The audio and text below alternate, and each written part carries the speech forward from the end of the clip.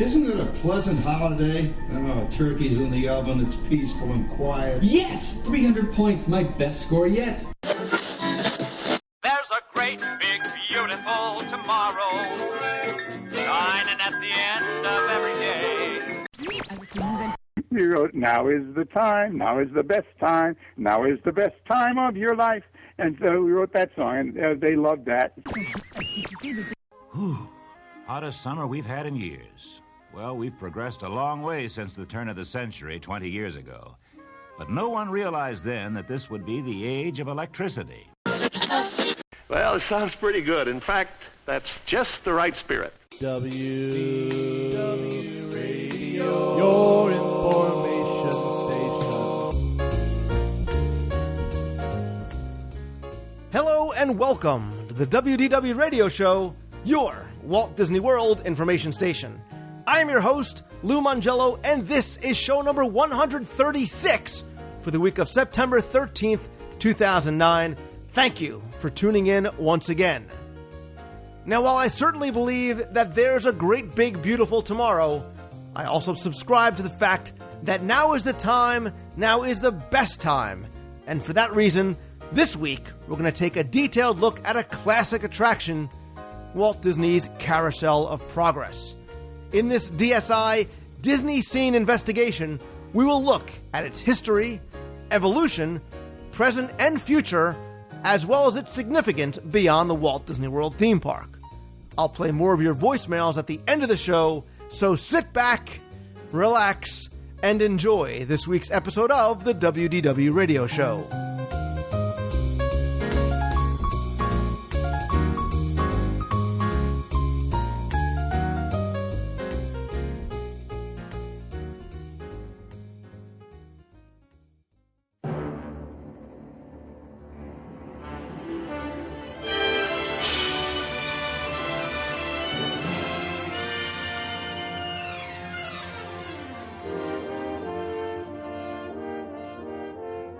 In this week's DSI Disney Scene Investigation, we're going to take a look at a classic Disney attraction whose history precedes Walt Disney World and even Disneyland, and whose significance to the Disney parks and the Disney company as a whole cannot be understated.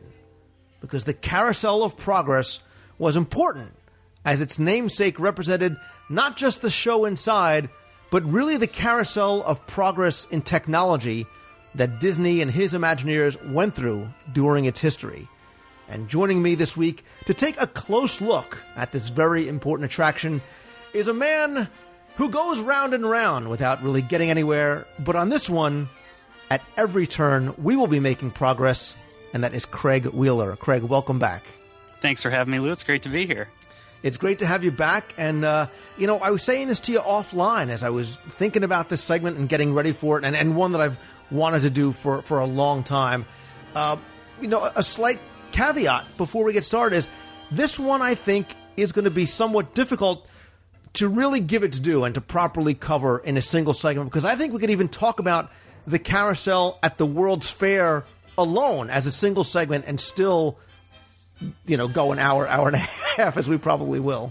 Easily could. Yeah, there's so much history out there, and thankfully a lot's been recorded, in books and magazines and online. But this really is, huge day for Disney when this came out, as far as testing the grounds for the future and building technology and really just moving forward. And just with the level of people involved, this is, who's who among Imagineers, and really just led to great successes in the future.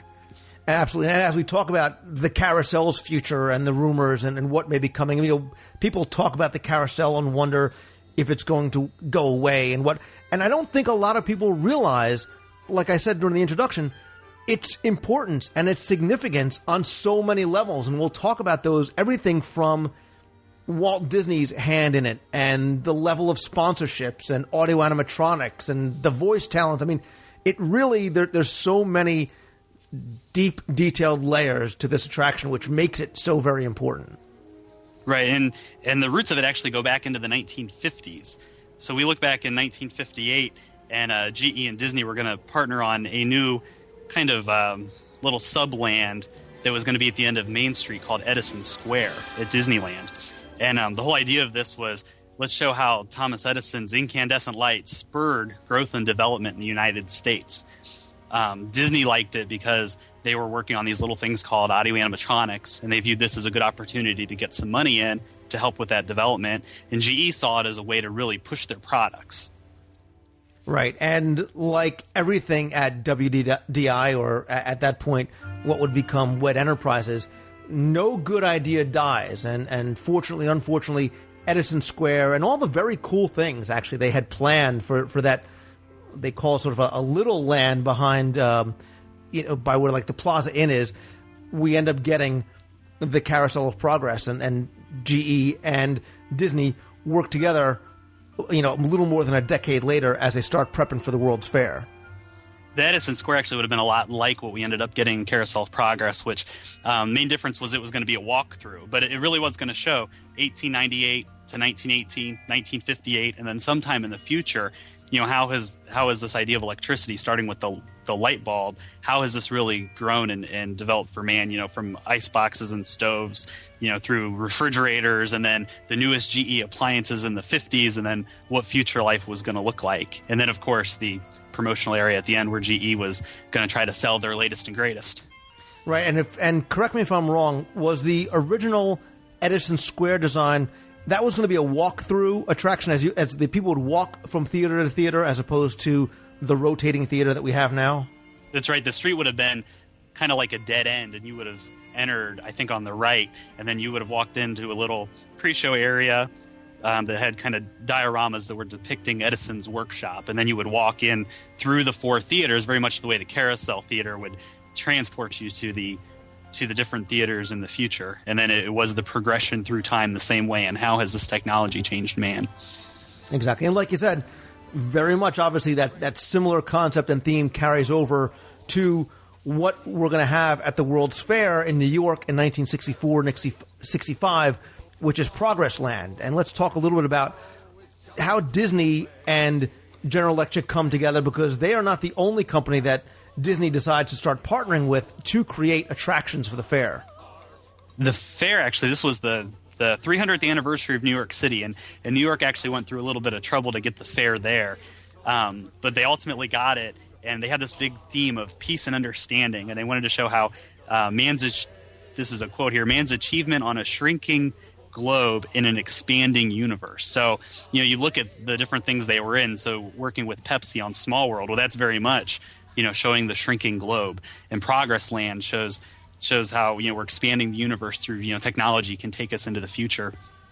And then we also had Ford's Magic Skyway and with more technology, kind of looking backwards, but with technology looking forward, was the Illinois Pavilion and the great moments with Mr. Lincoln and the most advanced audio animatronic the world had seen. Absolutely. And you mentioned Ford and Pepsi and General Electric, huge corporations, and this is going to sort of begin to carry us over from what was going on in Disneyland and in Disney World, the importance of that synergy and that corporate sponsorship. Right, and Disney really had two aims with this, and one was let's get these corporate dollars, the same thing we had with Edison Square, and let's advance our technology on somebody else's dime, and we can work with them and see how they want to utilize the technology, but we're going to get the benefit in the long run. And the other thing was testing the waters. Walt had his park out in California, but the East Coast audience was viewed as a little more sophisticated. That's where a lot of politicians and dignitaries lived on the East Coast. And Disney really wanted to test the grounds and see if the East Coast would respond to Disney-style attractions, and was this a possible area that we can move a new park into in the future.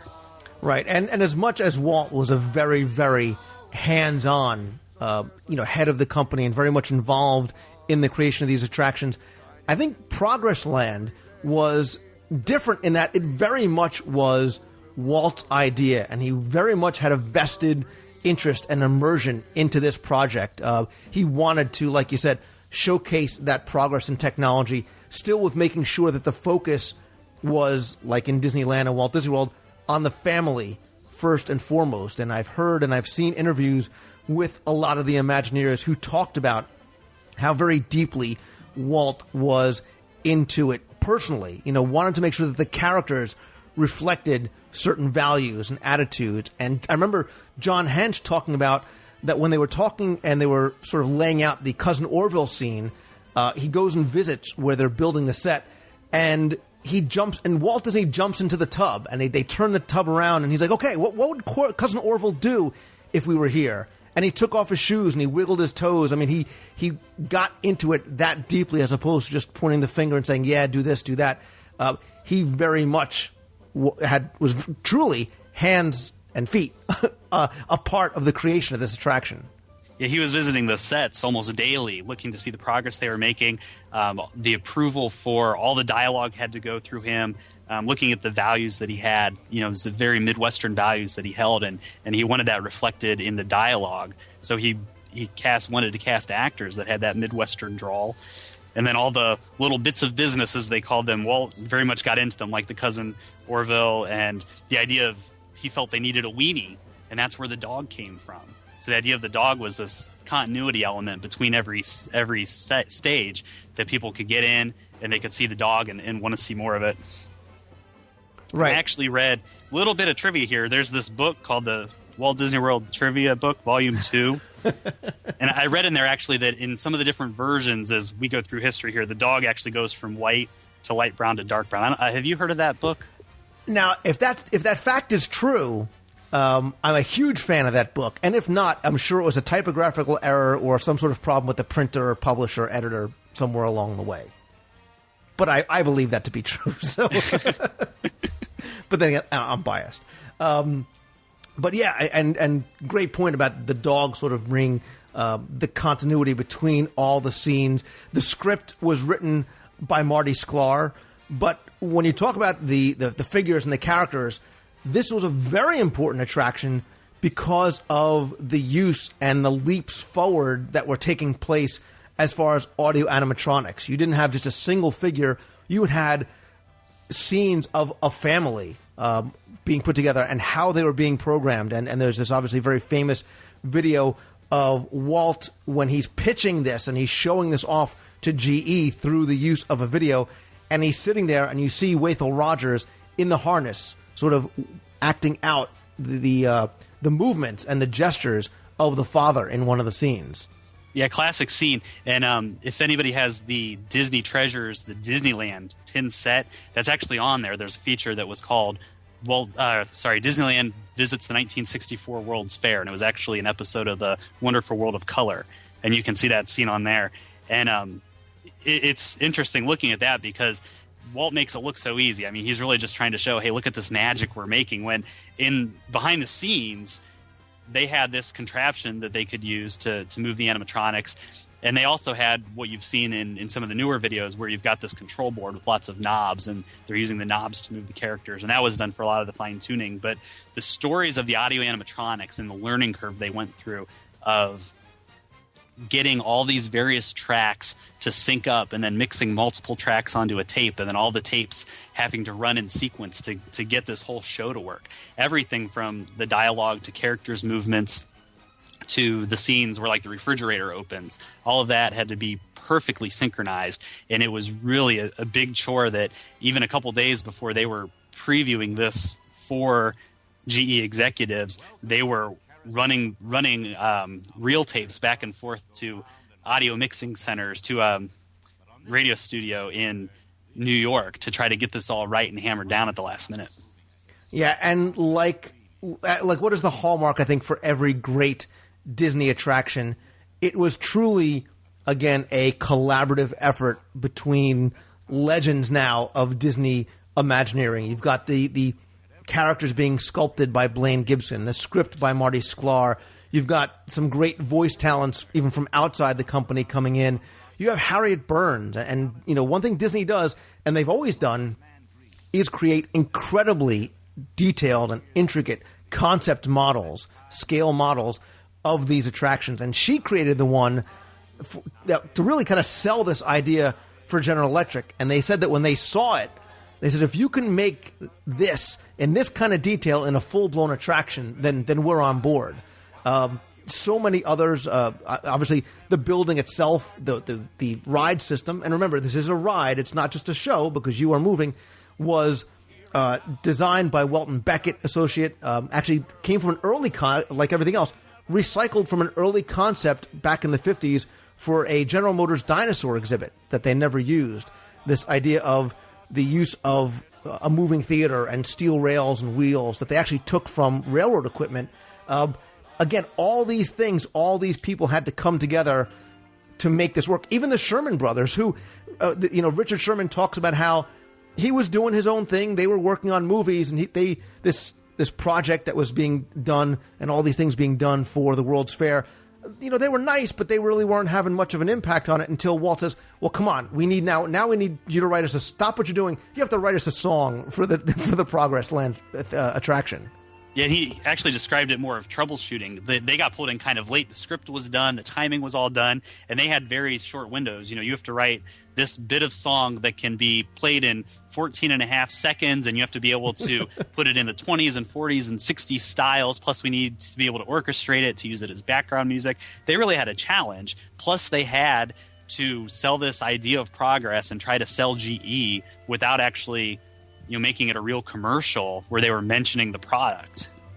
Yeah, and again, it's so important, not just for the World's Fair and everything, but moving forward. he needed to be able to show future sponsors, hey, we can create an attraction that will work for you, and it'll work in Disneyland, and it'll work in Walt Disney World. So, like I said earlier, you can't understate the importance of this and how, what a milestone this was in Disney history because of the sponsorship and because of the proof of concept and the technology demonstrations and the research and everything else that went into it.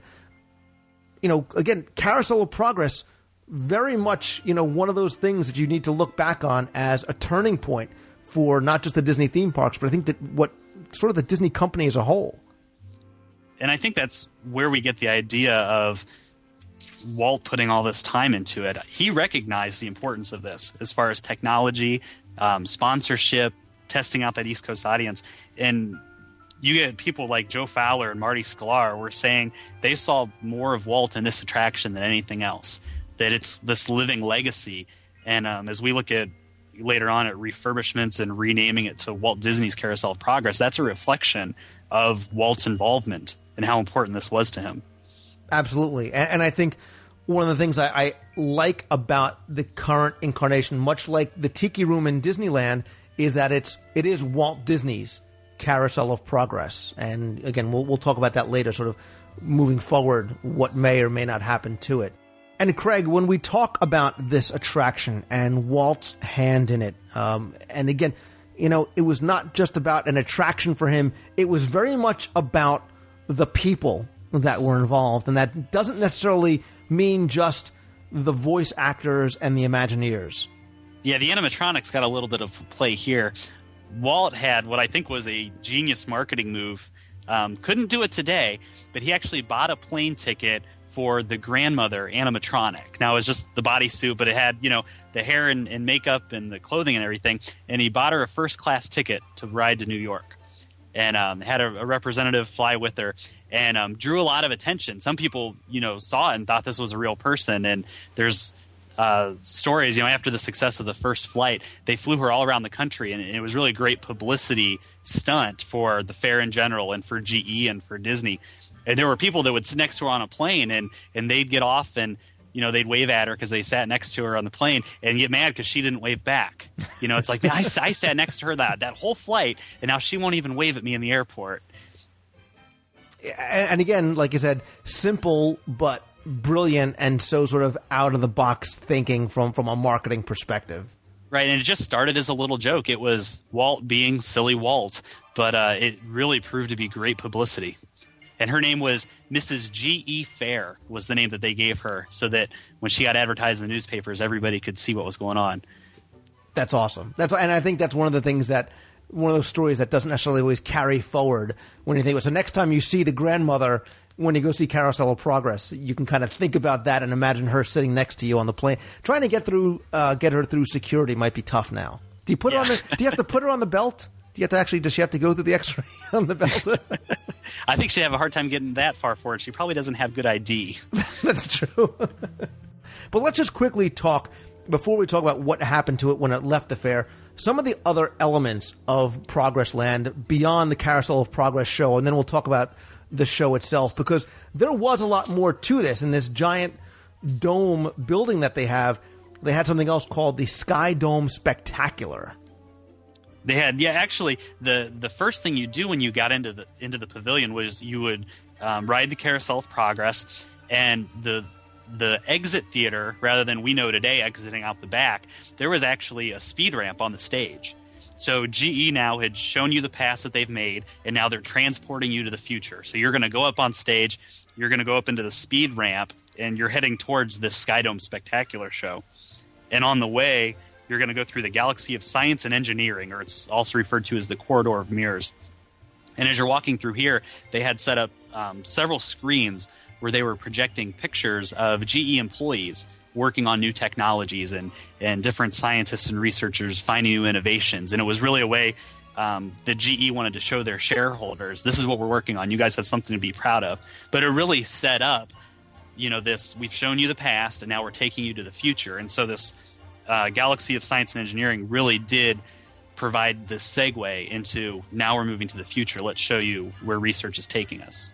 And when I hear this described, and when you hear Walt Disney talk about it, I think about things like Future World. I think about things like Interventions, because and what Communicore used to be, because he wanted to show and expected to show, again, how GE would do things like harness the power of sun, and they were going to show you a real electrical storm, and you were going to see this thermal fusion experiment, really showcasing not just the distant future, but the real world future, again, that GE was going to be doing. And again, I start thinking about Future World, I think about World of Motion, how General Motors very much did the same thing. You've seen the attraction, now come and see what we can do for you now and in the very near future. If we look at the building, it was an 80-foot tall building, and the top of it was a 200-foot diameter dome. And the dome was built with all the structural steel on the outside, so that on the inside, as you're looking up, was just flat panel. It was this just big dome kind of planetarium thing with no internal supports. And so Disney used that for the Sky Dome Spectacular show to lead you in with projectors of all these images on the roof. And it led you through how man first discovered and learned how to harness energy and how it took them forward. So man seeing lightning and how it caused fire. And then they learned to harness fire. And then they could boil water to make steam and use steam power. And then they use the steam power for electricity. And then eventually they're trying to harness the power of the atom. And they want to get into nuclear fission and fusion. And that's the future that we're heading towards. And again, from a theme park perspective, Disney is learning by doing, because arguably this is one of the most popular and certainly one of the most impressive parts of the expo for guests. 42,000 people are going through a day, waiting an hour and a half, 2 hours. But one thing that Disney did very well and that they learned from was how to cue people for the attraction, how to move people into and out of and through this attraction, and again, carry those proofs of concept on forward to Disneyland and eventually Walt Disney World.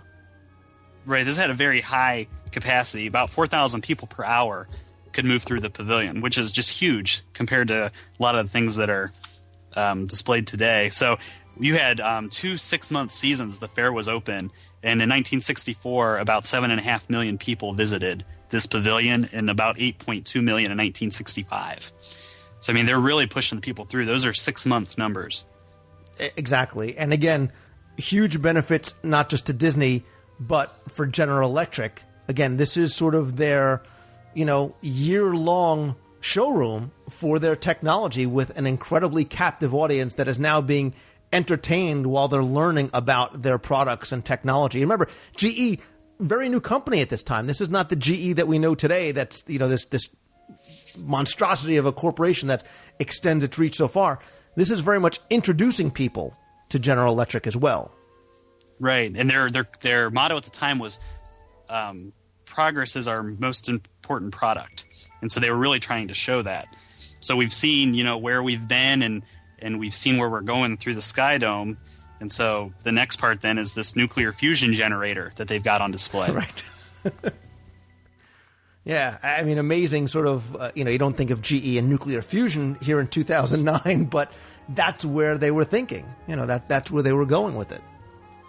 If you want to get geeky, they had what was known as a theta pinch fusion device that actually created a controlled nuclear reaction, fusion reaction, actually in live view of everybody. It was in this little contained dome, and it would last 6 millionths of a second and generate temperatures in excess of 10 million degrees Fahrenheit. The new iPhone 3GS actually has that now as an app. You can download that from the iTunes store. There's an app for that.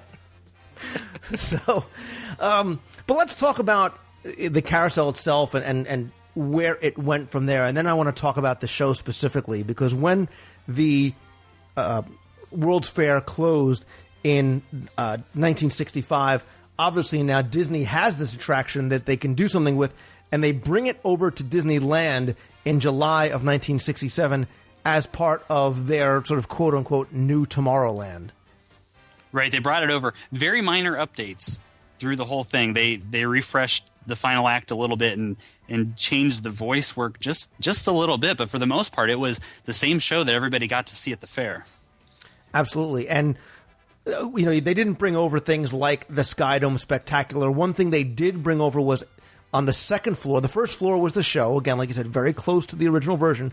The second floor, though, gave people this post-show area, which was the full version of the model of Progress City, a.k.a. Epcot.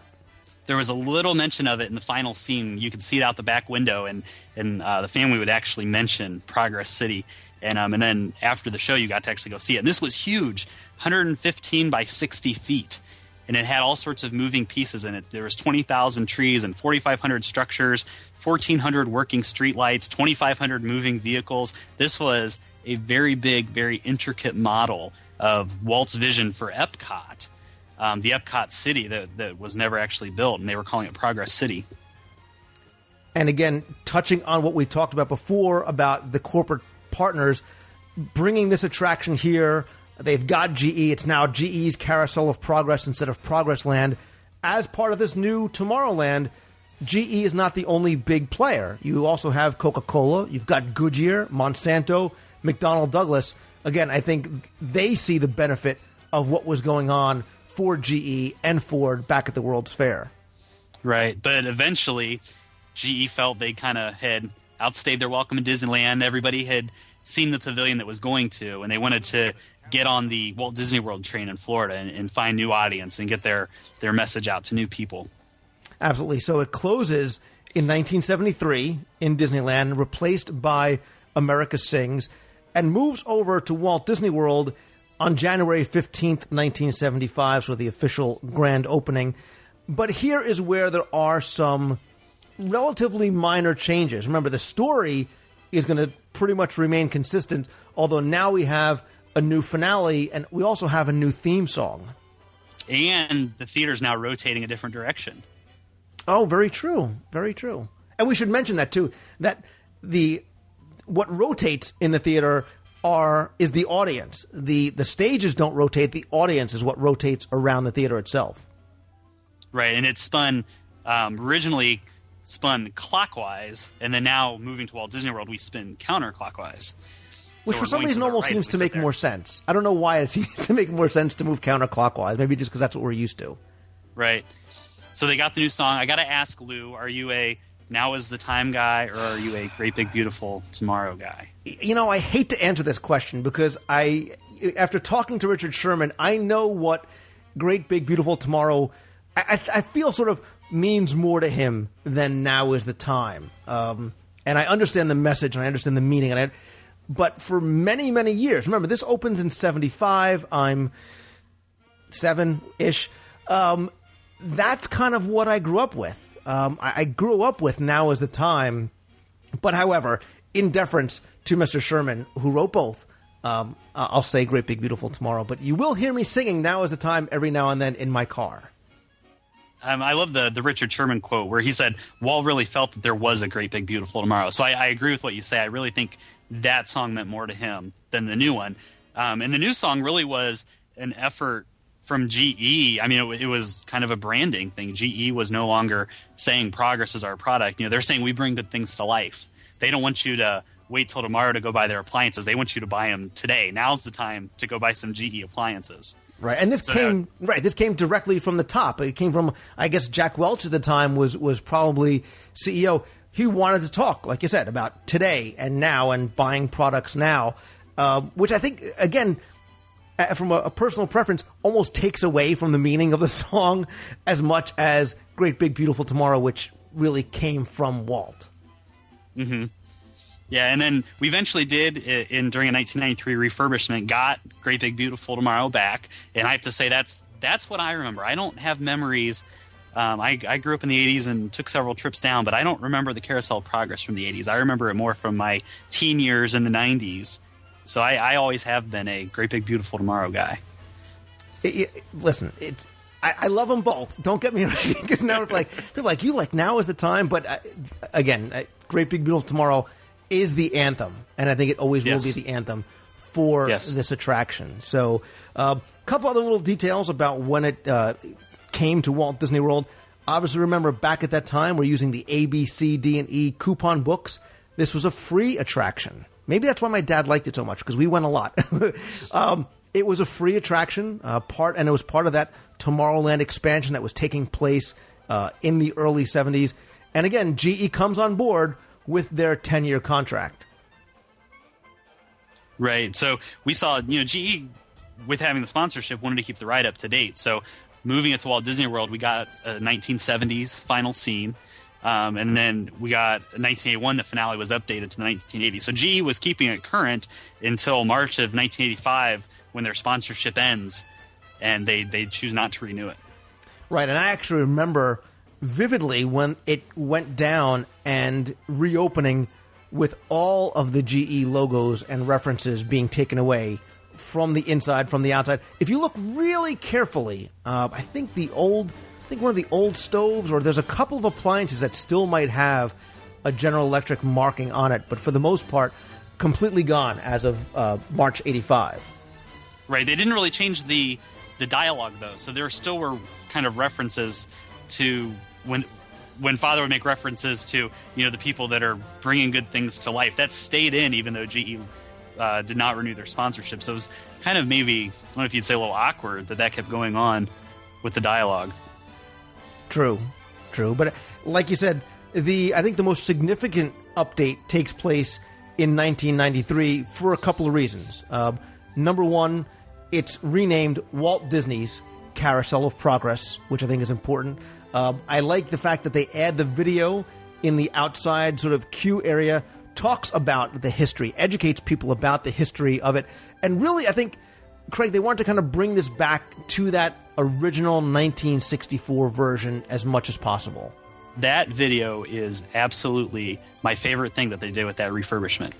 The video, while Disney was going through designing the ride, they would send periodic video updates to GE to show them, here's what we're working on, here's the progress we're making, and really just trying to sell it and show them, hey, we're doing a great job for you. And this is one of those videos. So this wasn't something really designed for the public. This was, the section with Walt and the Sherman Brothers singing. This was them showing GE, here's what we've got for you. And then I love at the end when the Sherman Brothers turn around and they've got the big GE logos on their back and jump up and click their heels. I just absolutely love that clip. I do as well. I love it. I love being able to see the Sherman Brothers who composed it singing it, and to see Walt Disney singing it. There's something about that I'm with you, and I have that same sort of affinity for that clip. And again, that wonderful logo placement on the back of all their jackets as they're going through it. Very, very well done. And again, you can find these online and on some of these video series as well. But certainly you should go and check it out in the queue for the attraction. Right. We had some voice and dialogue changes, too, as we go in through this refurb. So the father is now voiced by Gene Shepard, who's most famous for narrating A Christmas Story. We've got Grandma in Act 4 is voiced by Janet Waldo, who is the voice of Judy Jetson. The original voice for Father, Rex Allen, now voices Grandfather. And the only piece of original dialogue that has survived through the whole thing is Cousin Orville. And that was recorded by Mel Blanc for the original. And it's still him in the latest incarnation of the show. Yeah, and that's the only thing Mel Blanc, a.k.a. Bugs Bunny, has ever done. Supposedly he did some grunts for the Ford Pavilion. Right, but the only dialogue that he ever spoke was that. And there's a story that he actually, in order to make it as authentic as possible, instead of having a cigar in his mouth, he stuck a pencil in his mouth when he was recording it, so it would sound just as it should if he was. Something else, too, was the story and the 4 acts in this sort of play all revolved around, I'm sorry, pardon the pun, a holiday. Each of the scenes now involve the holiday. Halloween, 4th of July, Valentine's Day, and obviously the final scene has Christmas. The show did, I believe the show always kind of went through the seasons, but this was now definitely holiday-centric, you're right. Yeah, and I think the most dramatic change, like you said, really was in the final scene when you sort of move from that late 60s look and feel to the 90s with the high-def TV and the computer, things like that. Sort of, it's today with a little hint of tomorrow. I think now in 2009, it's sort of more nostalgic than futuristic. I've just got to say, I hope that I age as well as Father has, because he's got to be well over 100 in that scene. Well, and that's the thing. If you they talk about Marty Sklar and his script. It was never really clarified in the script if it was the same family through time or a number of different generations. And if you notice something else too, and we'll talk about this as we talk about the play, there's only one person, while all the other characters speak, only one character ever talks directly to the audience, and that's the father. And the dog, that's right. I guess. The dog's sort of and I think this came... Queenie. I'm sorry? Buster, Sport, Queenie, whatever you want to call them. Oh, yes, the dogs. As well, it's just Rover now, right? It is Rover. He is Rover. But yes, he was Rover, Buster, Sport, and Queenie did change his name in the different scenes. You speak about Father talking directly to the audience, and that was actually kind of the original design of when they were writing the script. It was based on a narration style of Thornton Wilder's Our Town, where you had this one character that narrated through the whole thing, and that was kind of how they based the dynamics of the show. Yeah, and let's talk about sort of specifically the different acts and what they go through, because again, this is really sort of a 4-act play, with the first act being in the turn of the century, the pre-electric era around 1890s. Dad is introducing the family, which is his mom, his son, his daughter, and of course we have Uncle Orville. And one of the things I loved about this, and obviously all the scenes are, and it's such simple technology, how the characters on the side stages appear from behind the different scrims. Right, that was great technique they used, because it allowed them, rather than having 3 stages, I think they'll do 4 or 5 stages really on each one, when you get 2 on each side plus the one in the center. So it was really good use of the space that they had on that stage. Right, and it's a big stage. I mean, a very, very big stage too. I mean, you can't sort of lose sight of how big and how much is really going on in all these scenes at once. Right, and you have I do like the central theme of Father narrating the whole thing, like we've talked, and really taking us through what they have today. And how every time, this is great where we're at now, and I can't imagine what's going to come on in the future. And that theme kind of goes through the whole thing as well, as we start, in the late 1800s, and they really don't have electricity, but they recognize that there's people working on new innovations somewhere that hopefully is going to make their life better. Exactly, and that very much holds true in the second scene, which is the 1920s. And one of the things that I love about this is how there are just hanging wires everywhere. It's the middle of the summer, the hottest summer on record. That's where air cooling and Uncle Orville comes into play. But the wires that are hanging around everywhere, just very, very well done. Really like that. Classic touch. But I really just wonder if we step back into a home of that period, if that really is what those looked like. Right. Is that what it looked like? Is that what the family of the 20s, is that what they were doing? Was the record player sort of the media hub of the house? Was that the music server right there? Was the record player? And sort of their main form of entertainment. Right. We get moving into the future here. They're showing we've got electricity. What can we start doing? We've got our fans. We've got our improved stoves now that we can actually, cook and leave things alone, and milk's not souring, and the family is showing this is what we have today. Maybe it is a mess with wires hanging everywhere. Maybe we do blow fuses and it's annoying, but we've got this technology. Life's getting better. Right. And like you said, it can't get any better than this. There might not be any privacy at all around these parts, but certain technology can't get any better until we get to Act 3, which is the 1940s, really the start of that electronic age. And one of the things I like personally about this scene is the inclusion of some of those catchphrases from the time when they talk about the rat race and the rumpus room that Mom is painting using the cake mixer as the to stir the paint. Right. We've got the watching TV and the good guys chasing the bad guys, and it's always going to be that way. Yeah, well, because now, and two, here TV has now finally become affordable. So now this is what modern technology is. What this is now the entertainment center of the home. Right, and I always like the gags where they're constantly showing Grandma and Grandpa also having, they're listening to the phonograph, they're listening to the radio, and it was kind of the theme for the whole thing was Grandma and Grandpa getting involved in everything too, which I always liked. Right, and again, everything goes back, and this is Walt's touch, everything goes back. This is not about showcasing technology, this is about the family and how the family is enjoying and using the technology together. And in that final act, in the original version, sort of according to Walt, it was the family of today. This was the family of 1964. This was going to be sort of the grand finale. And originally, this was what they call sort of the GE Medallion Home at Christmas time. And this was their chance to showcase all of these new amazing GE appliances, the dishwasher and the self-cleaning oven and the translucent walls that would change color to reflect your mood, which didn't quite make all the incarnations after that. Right, and even the furniture. I mean, they were going with, this wasn't GE products, but they were trying to show this is the family of today, but they were really trying to stretch, here's the far-reaching end of what today is. We've got the best appliances. We've got the latest furniture, and really everything was trying to show this family really is forward-looking. They're living as much in today as they can. Right, and originally with the World's Fair, you could see these ideas in the post show. You could actually you can find out more about them. So it was sort of a showroom for General Electric. Now, obviously, it's much different. And when we look at the final scene today, if you had to sort of date it, Craig, I'm thinking mid-'80s based on the outfits and the technology and the video games and things like that. So it no longer is about today or moving forward. It's almost more of carrying on a nostalgic look of what at the time was the future.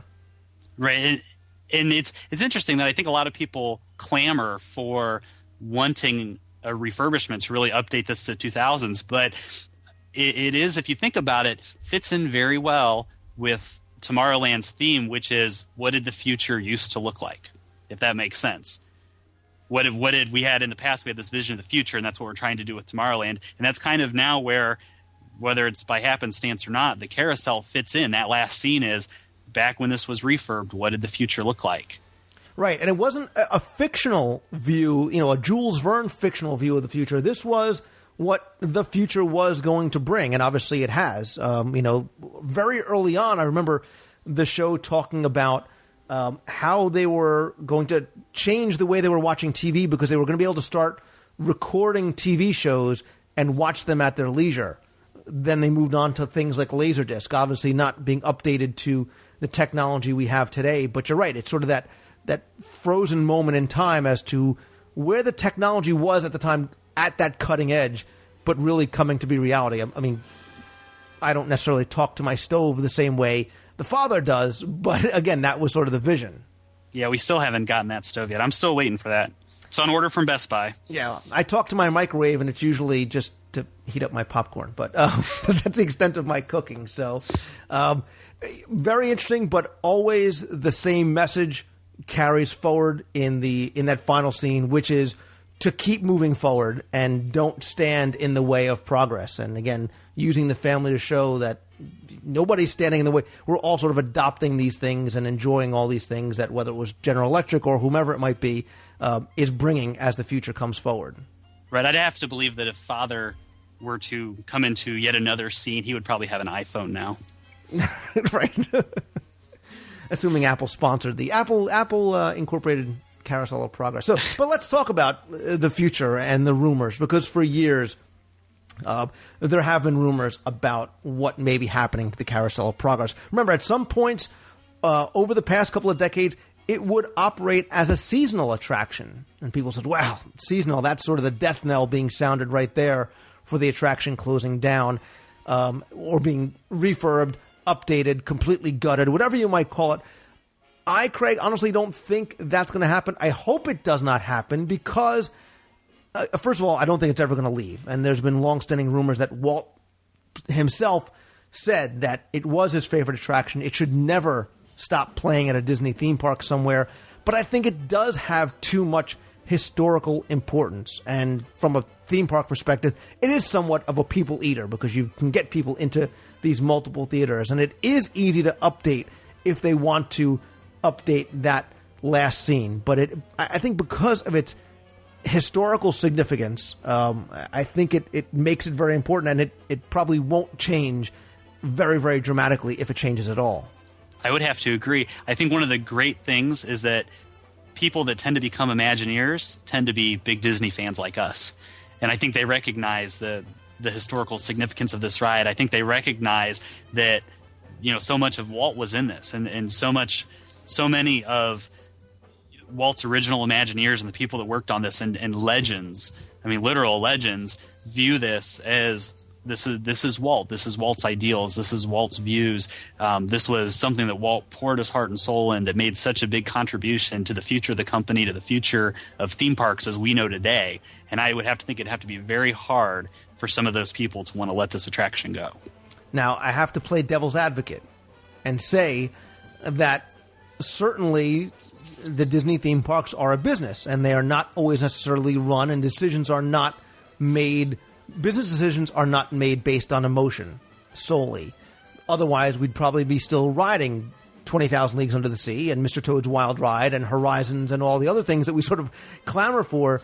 But I think it begs the question that from a theme park perspective, and again, I'm simply playing devil's advocate. I want to see the carousel stay the way it is. Is it still relevant for a new generation of guests? Can you bring the 8 to 12 or 8 to 14-year-old in there and think that they will enjoy it as much maybe as we do from a nostalgic perspective alone? And I don't know how nostalgic an 8-year-old can be. So from that perspective, I have to agree with you. It is management that's going to make the decisions, not Imagineering, as far as what stays and goes.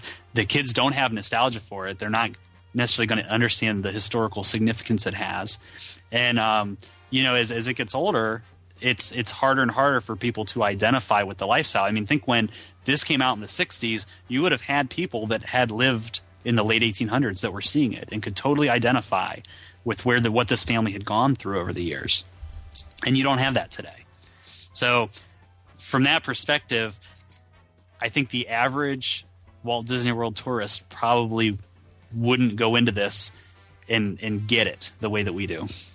Now, if it was more something like that final scene being updated as a potential showcase for future technologies, because a kid's going to walk in, or Craig Wheeler's going to walk in and say, well, I have an iPhone. That Space Pilot game, is what I was playing 20 years ago. If you saw, or if they brought in sort of future technology and tried to keep it that way, almost more of a future world type concept as opposed to a Tomorrowland concept, do you think that would potentially add to the interest or longevity of it? Because admittedly, it probably does not have the longest lines in the Disney theme parks.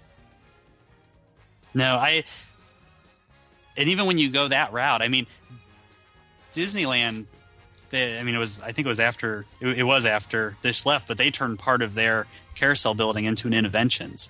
And I think we've even seen Interventions go through trying to be what you've just described and hasn't always lived up to that. And so we've seen all these more current type attractions come into interventions, and that's what survived rather than this vision of the future, which I think we live in a world now where people aren't surprised with the next thing that comes out as much as they used to be, where we're so used to seeing new things coming out rapidly that it's kind of, it's another day. We've got another new big thing out there.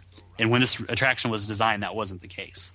Right. And I think Disney realized years ago that the concept of Tomorrowland, trying to keep up with what is the future, what's going to be futuristic, is impossible because the technology changes so very fast. And that's why our Tomorrowland in Walt Disney World and the Tomorrowland in Disneyland and other Tomorrowlands at Disney theme parks around the world have changed their focus. It is not a future world type of a concept. Now, that being said, again, I personally, and I think there's a lot of us that enjoy the attraction the way it is.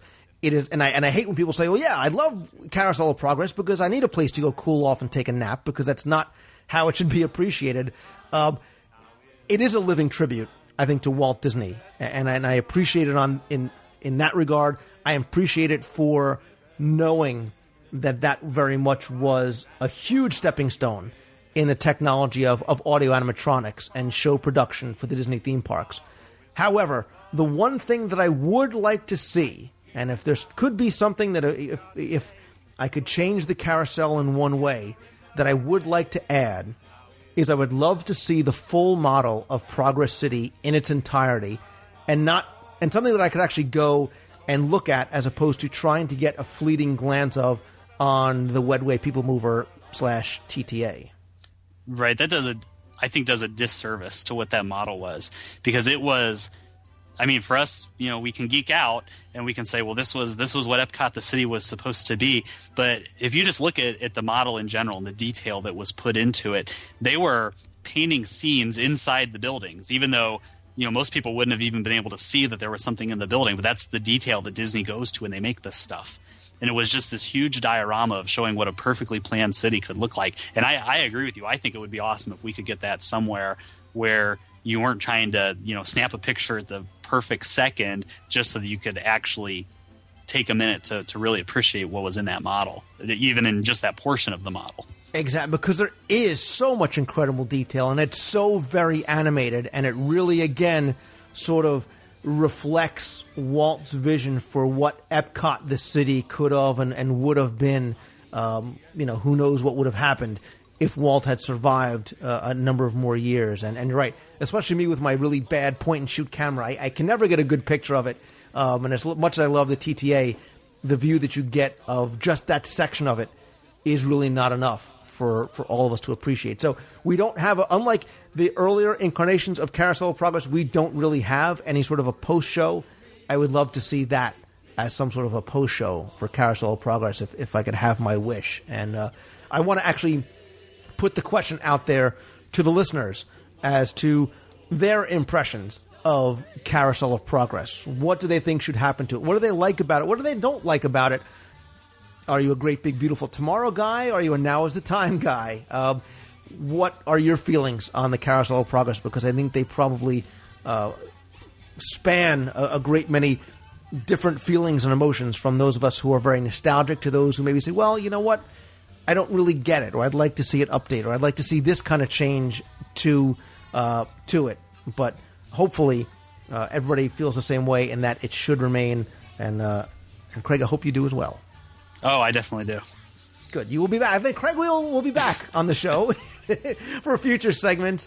I really appreciate you coming on. I had a lot of fun talking about this. Again, there's still so many more details that we could have covered, and I implore you that when and if you go back and see the Carousel of Progress, to sit up close and pay attention and look at the technology and look for some of the hidden details. Or if you're a Hidden Mickey's fan, there's hidden Mickeys in there, and especially in the last scene, Craig, there's some great little details on the corkboard. There's some great old software up on the shelf. A lot of wonderful little things to see and to take in and to appreciate about the Carousel of Progress. And I've heard there is a picture of Walt somewhere in the ride also. I have heard that as well. There's also a little nod to Marty Sklar. in the final scene. See if you Little can find Post-it. that. That's right. See if you can find the Post-it, Nate. So, Craig Wheeler, Disney fan, blogger, Carousel of Progress kind of guy, and Disney marathoner from runningtodisney.com. Got to throw a little plug in there for you. Thank you. Thank you very much once again. This was a lot of fun. We definitely have to do this again soon. Thanks for having me, Lou. And when it becomes a reality, It's a dream come true for you and me. So There's a great, big, beautiful tomorrow, just a dream away. Well, it sounds pretty good. In fact, that's just the right spirit.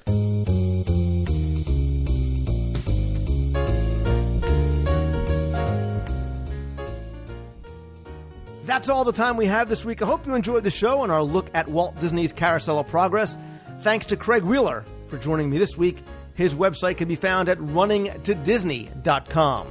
Later on this month, please come out to Disney's Animal Kingdom on Saturday, September 26th for the next WDW Radio Meet of the Month. That's going to be at 12 noon at the Flame Tree Barbecue, lower level, down by the water. That weekend is Adventurers Club Weekend, the Everest Challenge, food and wine, so much more. Hope you guys can make it. If you are interested in coming, please come by RSVP over in the forums or on Facebook. Look for new videos coming on the site this week. Look for a new WDW Radio Live coming in the very near future, I promise.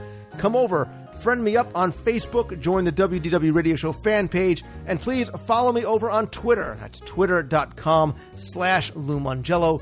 Celebrations Magazine, to order back issues or to subscribe, you can visit celebrationspress.com. Thanks, as always, to my partners and sponsors, including Mouse Fan Travel, for they are my official and recommended travel provider. You can find them over at mousefantravel.com. All-Star Vacation Homes has more than 150 homes and condos within 5 miles of Walt Disney World. Their website is allstarvacationhomes.com. And if you're interested in buying or selling DVC, visit Chantel over at dvcbyresale.com. And most importantly, my friends, if you like the show, please help spread the word. Let other people know about everything that's going on here at WDWRadio.com. Review the show on iTunes. Come say hi on Facebook. Join the forums over at WDW Radio. And most importantly, have a great week this week. And always, always keep moving forward. So until next time, see ya. Hey, Lou. It's Kevin over in Cranford, New Jersey. First-time caller. Just wanted to say my girlfriend and I are taking a trip to Disney on September 23rd to 30th for Sands Caribbean Beach Resort. We were really excited. We finished paying it off, and then the economy strikes back, and I got laid off and had to take a job, like stocking shelves, things I wasn't really proud of. I went from being an editor of newspapers to, a guy who stock shelves, and it took so much out of me that I stopped being excited about the trip. And I was able to listen to my iPod while I'm at work, and I started listening to your podcast. And I just wanted to thank you, because now, thanks to listening to your podcast, I'm excited again, and you really brought the magic back to life for me. So thanks. I hope you'll be around while we're there. And if you are, I'd love to shake your hand and say thank you personally. So thanks a lot, man. Great show. Keep it up. Hey, Lou, it's Paige. I just wanted to let you know that I really love your show. I've been listening to it for a while, and I also wanted to let you know that I just sent in my application to Disney for their Career Start program. So wish me luck, and maybe one day I'll see you at the parks with my little name tag on there. All right, thanks. Bye. Hi, Lou. It's Gary from Columbus. First of all, thank you for the Tower of Terror love this week. Really enjoyed that. I think you're really onto something important with the queue line. We here in Ohio have a couple of pretty famous and really good amusement parks. And as I was thinking about them and the difference between them and Disney World, three main things. First of all, the food. And yes, that's a hat tip to you. Second, customer service. But the third thing is the queue line. Because going to those places over the years, a queue line there at other amusement parks meant standing in the sun, for hours sometimes, walking between metal rails. You were lucky if you got shade, a fan, a mister, something like that, but there was never any effort to put story into those. And that's something that really is a big part of the Disney difference, I think. So that's a really good topic to discuss. And I do think the Tower of Terror is one of the best around. So thanks for that, and have a good week. Hey, Lou, this is Brian Rainey. I'm from Kansas City, and I'm really fortunate this summer because I've actually had the chance to go to Disneyland twice this summer. So, yes, I'm calling from Disneyland in California. I just got off the Jungle Cruise ride. It's pretty funny. The jokes are still pretty bad. And did the canoe ride, and I did, of course, touring over California at the DCA, but having a good time. Weather's beautiful. And talk to you soon. See you. Okay, that was seriously the freakiest thing ever. I'm sitting there at work, minding my own business, listening to the latest podcast, and out of nowhere, all I hear is my full name after you read one of my emails, and yeah, that definitely woke me up. I was kind of dozing and not really paying attention, minding my own business, and out of nowhere you hear, Kirstie Callahan, and you're going to put me in an early grave. I thought, you were channeling my mom or something. So thank you for finally answering my email and mentioning, that I've gone back and listened to all of your podcasts back to back to back, which probably is the amount of time that it took for you to, get back to my email, which I sent in April. No, just kidding. I'm totally looking forward to 3 weekends from now, which will be my birthday weekend and the Everest Adventures weekend and Food and Wine weekend, and I'm totally psyched to be able to come and meet you. So keep up the great work, and talk to you soon. Bye. Hey Lou, Caleb from Columbus here in the Magic Kingdom. It's the Scary Halloween party on Friday, September 11th, and I'm sitting on the TTA inside Space Mountain right now. It just reopened today, and just running through here and checking it all out. Not much to see really. They've got everything that you'd want to see blocked off. So no good detailed report, but there are some interesting and neat changes to the TTA that I will not spoil for anybody and let them come down and as well. So, let you know it's open. Hey, it's Josh from Maryland. I know I already called today, but I just thought of a great idea. A lot of people have saying new ideas for the Wonders of Life Pavilion in Epcot, or what was in it. With how Disney's got all the superheroes now, I know it's going to be a couple years before they can put stuff in it, but in a couple years when they can put the characters in rides and all that kind of stuff, I think Wonders of Life Pavilion could be a really good place to put a lot of the characters at. Because, and you can actually still do rides already, they can still kind of go on them again, Making for Me could be a making of a superhero, how some of the most famous superheroes that we know, how they became like that, like Spider-Man with the spider bite, that kind of stuff. And Cranium Command could be in the head of a superhero, and you see what's going in their mind when they have to go save somebody. That could be kind of cool. I'm not really sure what they could do with Goofy about health, but I know they could do something with that. What was there? The body ride. I can't remember what the name of it is right now, but go in a body and it's kind of like the Star Wars ride in Hollywood Studios. Well, maybe they could do something with Superman, how kryptonite affects him and all, something like that. Just there's so many ideas, so many fitness fairgrounds can kind of do superhero moves. That would be kind of cool. I know how they used to have the baseball training thing with a baseball person would teach you how to swing a baseball bat. Maybe they do something like Spider-Man would teach you how to shoot a web or something. Just so many cool stuff there. That's really all I wanted to say.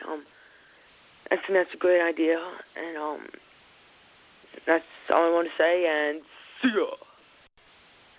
Hi, Lou. This is Doug from TheseAmazingPlaces.com, and I'm so happy to finally have a chance to call you. I was listening to your latest show with Richard Sherman, and I heard you mention Greg Hawkes doing a number on the Sherman's acoustic album, and I didn't know if you were aware, but Greg Hawkes was the keyboardist for the Cars, who's now into doing, of course, as he always has done. He's played a lot of different instruments, but he's into the ukulele recently. He has done a Beatles album with a lot of different Beatles songs playing the ukulele. If you want to just see how diverse this guy is, there's actually a YouTube video out there that is called In Touch with My World. It's an old tune from the Cars, and you can see all the crazy things he kind of does. Anyway, just thought I would throw that in. Lou, really enjoy your show, and I'm always anxious to hear it each week. Thanks a lot, and have a good day. Bye. Hey, Lou, it's Bruce from Brooklyn. I just left Mission Space. I don't know if you remember. I once wrote an email to you asking you, in terms of Destiny, the theme song for Mission Space. I never heard it before. You said when exiting the ride, you do. And guess what? You're right. You're right once in a while, too. I'm just kidding, Lou. Bye.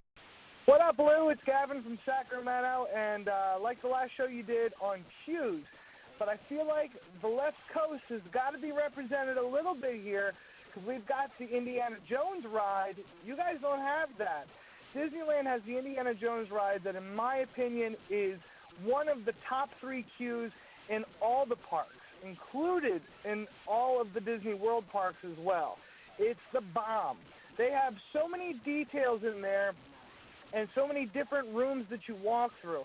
Besides the outside waiting area that's very jungle-like because it's an Adventureland, you walk through the main little temple thing, which isn't very big, so it looks kind of like an optical illusion. You see lines of people going in and then no idea where they're headed. You go underground, and then you literally are walking through caves. Lots of shout-outs to the different movies, like lots of skulls on spikes. You walk through the spike room. If you look down, you'll see little diamonds on certain rocks, and if you look right above it, you'll see, stone columns that could come down and crush you, but they've all been stopped up by what we're assuming is Indiana Jones.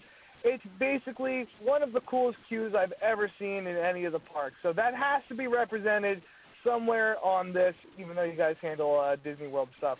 Plus, hey, that guy listener John from Hershey, PA, that's my hometown. What?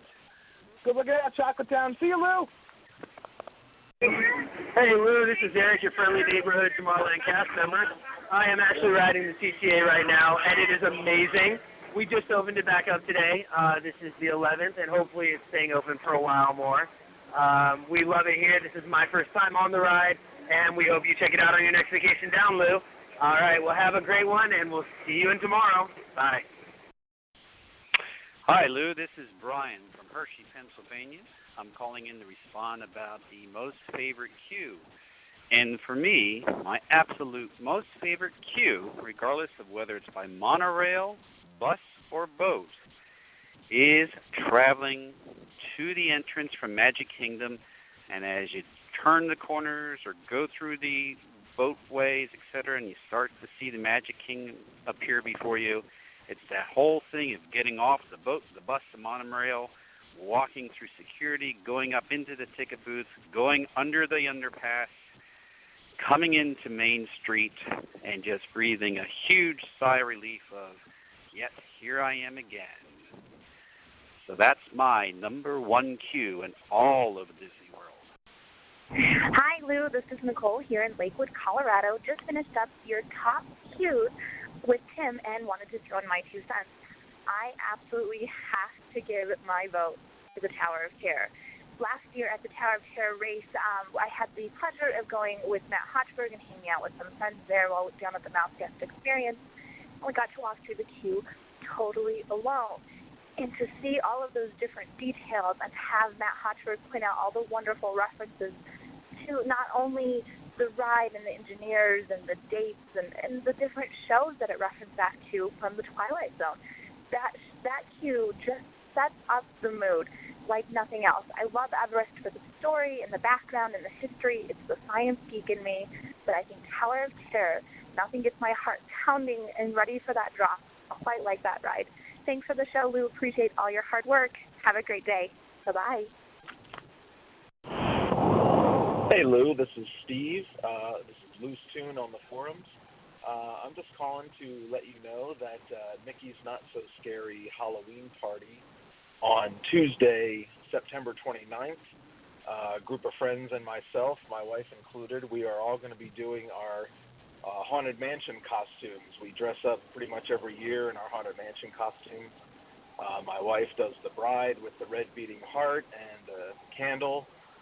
I do Gus of the Hitchhiking Ghosts and friends of ours. And we also do all three Hitchhiking Ghosts. And we have Prudence, who is the maid with the candelabra down the endless hallway. And we also have Pickwick. So the six of us, we will all be in our Haunted Mansion costumes at Mickey's Not So Scary on the night of Tuesday, September 29th. And it would be great if you and whoever else is listening to this would come out and look for us. Awesome, Lou. Thanks a lot. Love the show. And we'll talk to you later. Bye.